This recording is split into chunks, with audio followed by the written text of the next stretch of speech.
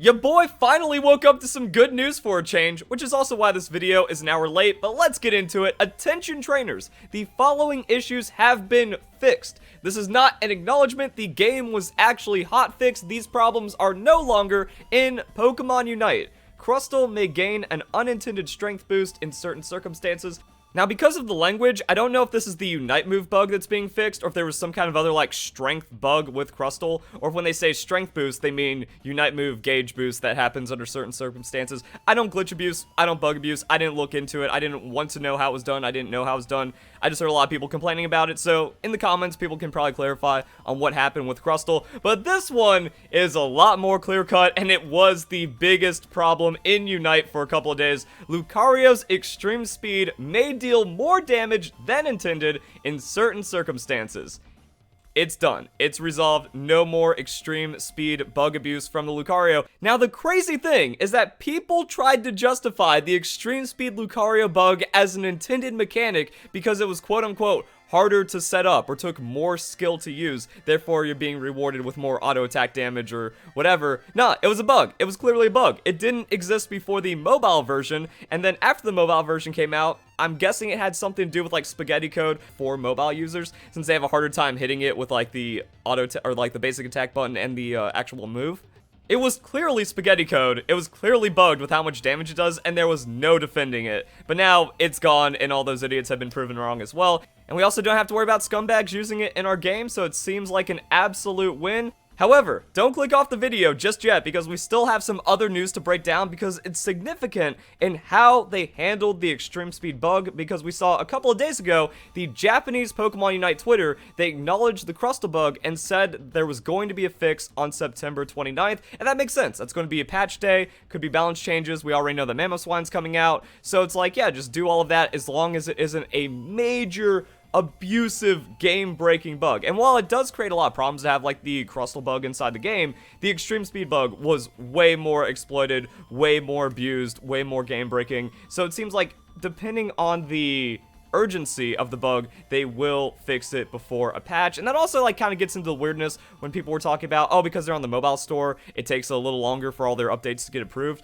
Maybe that happened with the extreme speed bug, so it got delayed by like 24 hours for approval, or they're able to just put out hot fixes if they need it. So we don't know about that yet, but what this shows is that it is possible for major issues to be quickly dealt with. And we saw this with the Hex bug, because after Hex was nerfed, it actually became bugged and just unusable to where it wouldn't even register damage, and that got fixed within a few days. So we didn't have to wait a week for Gengar to be playable. That was actually fixed in a pretty short amount of time, and this also shows that, like, depending on the urgency, they're going to put out the bug fix, and if there's other issues they're working on fixing, but they're not, like, super high priority to get out, then they'll also hotfix it with that. Like, you can't have a hotfix or a patch every single time there's a little bug with every single Pokemon, then that just kind of gets bloated on the updates. But with this, it just kind of shows, okay, game breaking, let's fix it. Let's also tag in some of the other things we're trying to work out inside the game, and then we're just going to have our normally scheduled updates on Wednesday. So I personally find this very interesting, but it's also comforting, and yet the Pokemon community always finds a way to be even more toxic than you can imagine.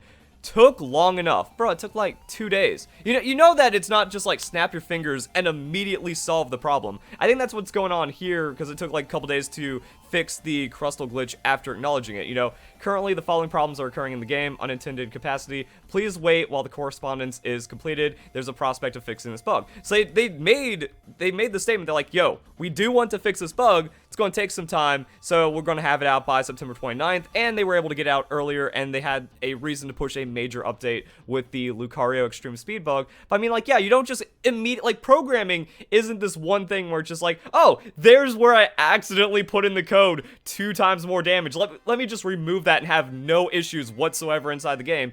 They also have to work on new Pokemon, other development features. There is probably like a bug fix team or, you know, a workflow for handling it, but it's also not something that's immediately dealt with. And also, bug fixes are in every single patch, no matter how minor or severe they are. The game is published in China, and it's also available in multiple app stores. For all we do know, there is at least a little bit of time that it takes to get the updates verified or something.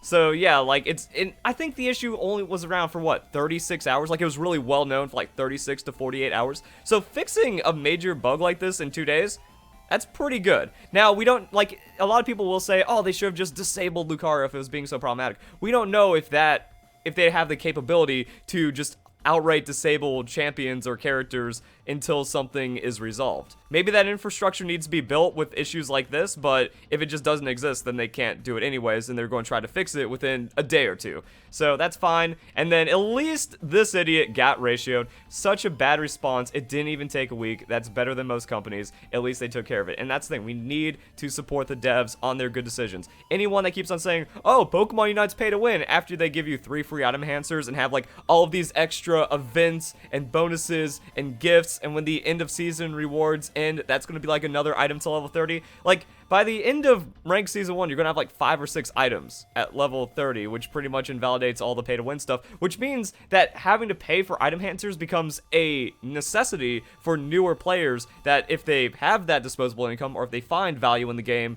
in upwards of that amount of money, then they can catch up with the player base instead of being behind. So now it becomes a catch-up mechanic instead of a pay-to-win mechanic, even though it wasn't pay-to-win to begin with. But yeah, like, I think the problem is, since League of Legends has been around for a decade, and other people have been playing other MOBAs for so long at this point, they forgot what it was like to be new to a MOBA, and how much grinding it took to unlock champions, to unlock runes back in those days, and all the other things where it's like, oh yeah, you are actually disadvantaged to players that have been playing longer just because of the resources available inside the game. But in 2021, entitled society mixed with the unbelievable entitlement and toxicity of the Pokemon community, it has now spiraled out of control. But yeah, as we can see, the devs, they are trying. They care about the game. They're doing surveys. They're kind of keeping up with all that stuff. Really, the only questionable thing they've done is not nerf Zapdos.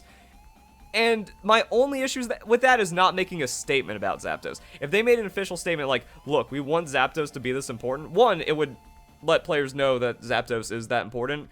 But two, it'd also be like, okay, they've heard us, because they clearly hear us. They are clearly responding to a lot of things, like the Gengar nerf, the Greninja nerf, other issues within the game, other Pokemon that are too strong or too weak, and then this issue as well. So it's like, yeah, the devs care, and they're trying to make the game as good as it can be, but I guess they also have a core philosophy that is unwavering at this time. And then we got another idiot I want to deal with. If it's in the game, it's not cheating. It's the company's fault. Don't blame the player that didn't know better. Except when it comes to bug abuse, that is deliberate and 100% deserves a ban or some kind of punishment. I don't know what kind of punishment they have outside of just like hard banning. Maybe just like, yeah, actually, I think with the fair play system, they could have some interesting stuff going on towards like, you could just drop someone by like 75 fair play points for exploiting the bug, and that's it. Lucario one, if it was used in rank though, like, do you just drop 100 points or you just outright ban their account? Make them feel bad for losing money on the Lucario skin that they got from the battle pass? Because, like, that would be fair. I'd be down with that. Because it was clear when it was being exploited. And another thing is, like, no, it's not the company's fault that someone exploits a glitch that's actually altering games. And it's not, if it's in the game, it's not cheating. So, once again, the Pokemon community, with their just baffling stupidity of things like, oh, hacking in the main series isn't cheating. Using PK Hex or genning Pokemon is legitimate.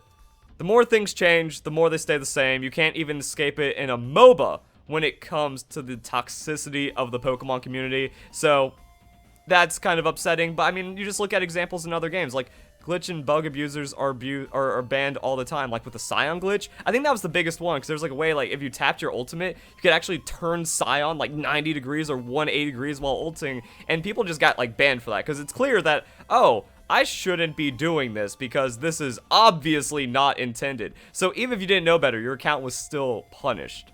And even games that disable champions or do immediate hotfixes because they have the infrastructure, they're still going to punish players in that small window of time from when it's discovered and when it's actually, like, realized by the dev team that something is up. So yeah, no, like, punishment is deserved, and I was to reply this. So will people intentionally abusing get punished? We had 14 games 2 nights ago, and in them, 17 Lucario abusers. Same people constantly abusing, reporting, did nothing. Yeah, like, I wonder what would be interesting if there's a response to this that shows like a bug abuse or a bug abuse and glitch abuse report feature, because that wasn't it. It was really just like malicious activity, and that's up to interpretation. But I think bug abuse is more concise, and if like someone is constantly reported for that using a bugged champion that is kind of understood and known, then that could get a punishment in the system. So that would be an interesting acknowledgement to see in a future update if more report options are added as more reportable things are wanted by the community.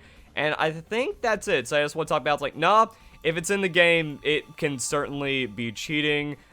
There's still just like, these are the perma-haters. These are the bring back national decks kind of people. These are the pay-to-win idiots, etc., etc. There is no shortage of them in the Pokemon community, sadly, but at least, you know, good ratio right there. I'll take it. And everything else is being resolved, and then we got Mamoswine in a couple of days. It's like 2 days now, right? Because it's 10 p.m. on the 26th, and then when it rolls over into the 29th, we got it. So yeah, 50 hours, boom, Mamoswine. Still got all kinds of fun and stuff going on with the game, so if you all enjoy the video, hope you have a nice day. Thank you very much for watching.